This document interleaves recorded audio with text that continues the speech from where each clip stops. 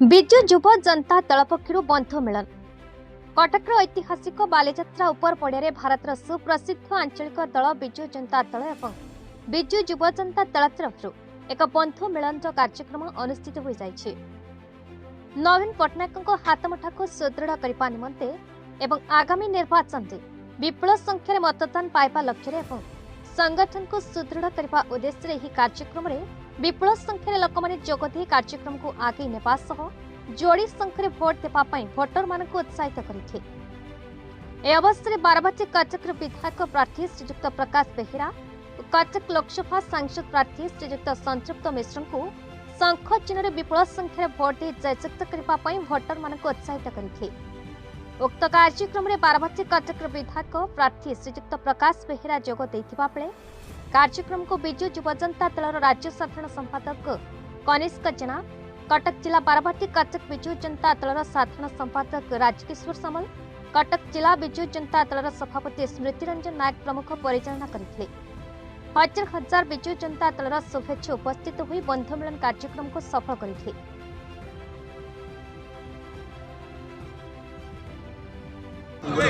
समस्त विनीत अनुरोध करा जो माने अछंती साना भाई माने बहुत भल आयोजन करते सांगठनिक कार्यक्रम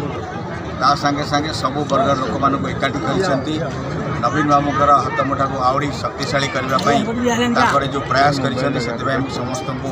आंतरिक धन्यवाद जनाऊँगी कृतज्ञता जनाऊँ मो आशा रखुची निश्चित भाव में से सांगठनिक दक्षता नवीन बाबू को षष्ठ थर मुख्यमंत्री नुहे 16 थर मुख्यमंत्री कर अनेक सहायक कर कारण से बहुत युवक एवं से शक्ति अच्छी सामर्थ्य अच्छी नहीं विजु जनता दल बहुत आग कथा चिंता कर स्वप्नबद्ध